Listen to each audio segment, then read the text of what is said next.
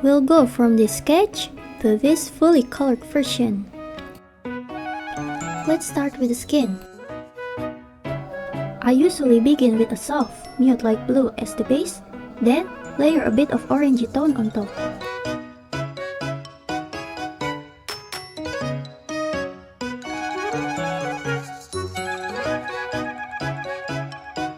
I also like adding a touch of bluish color into the red shadows to keep everything nicely balanced.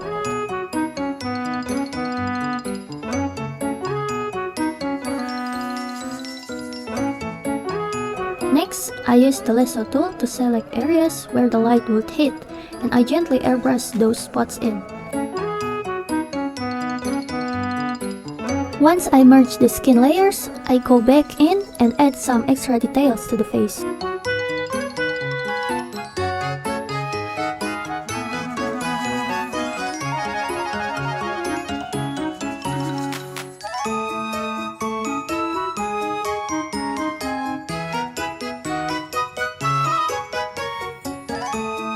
Now, onto the eyes.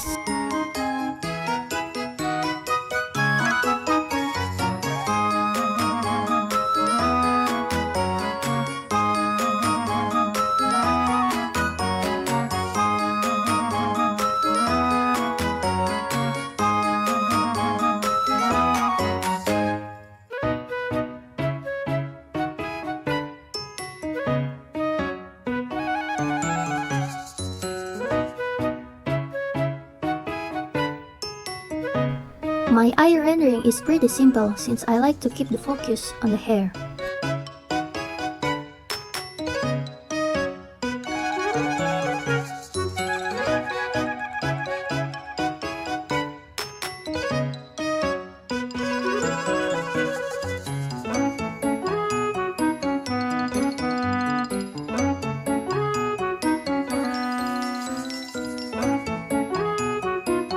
And tone curve is my go-to for adjusting the colors here.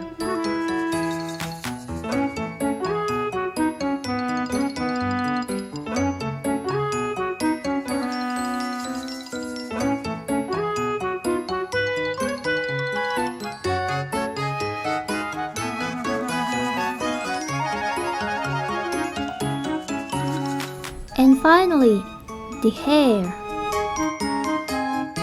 I start by using the lasso tool to block in the base color along with the light and shadow areas.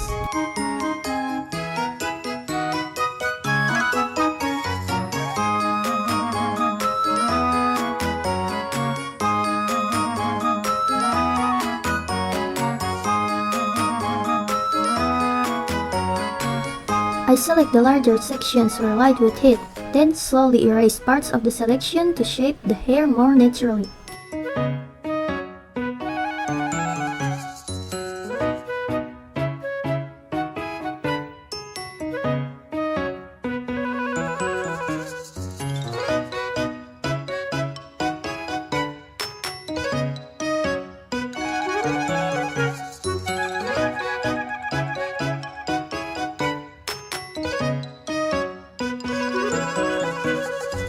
I like using a glow layer for lighting, but feel free to experiment and find what works for you.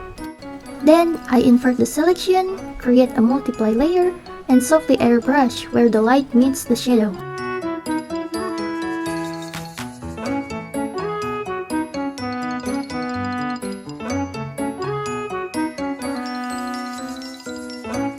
I add a bit more shadow here to build depth.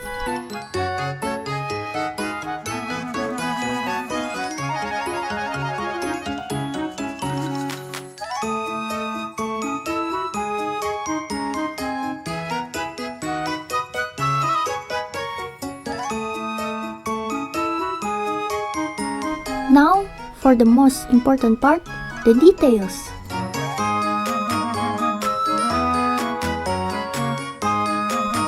It's a bit hard to explain since it's mostly muscle memories for me, but one thing to keep in mind is that the head has a sphere-like form. Don't forget to take your time with this step.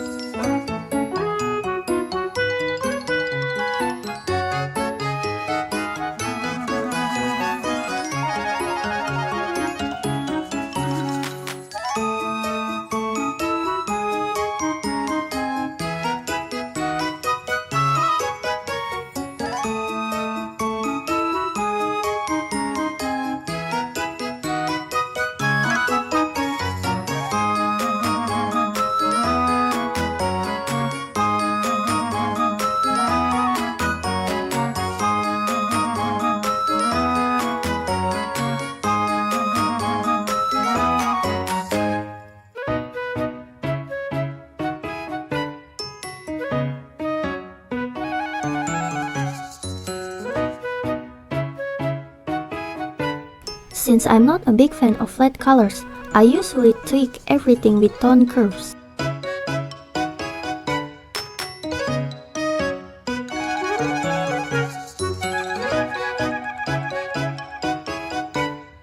I personally prefer doing this in Photoshop, so I export the file as a PSD and use tone curves and camera raw filter there. Yeah.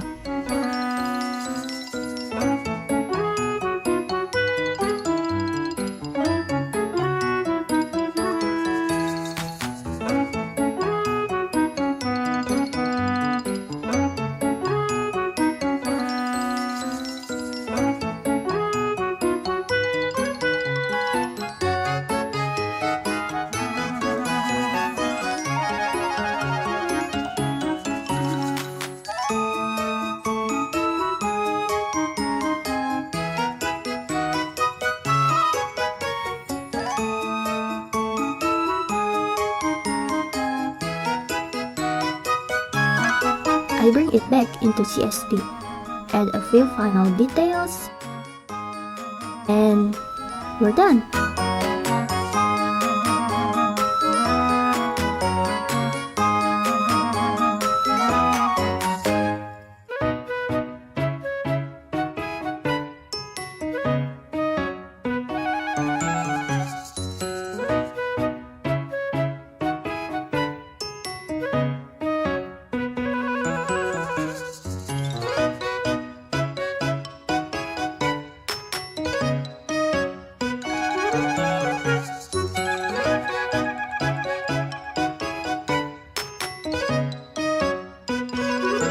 So this is the comparison between the sketch and the final result.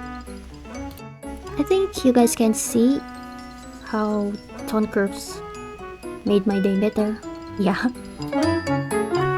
I hope you found this helpful, and thank you so much for watching. Bye bye.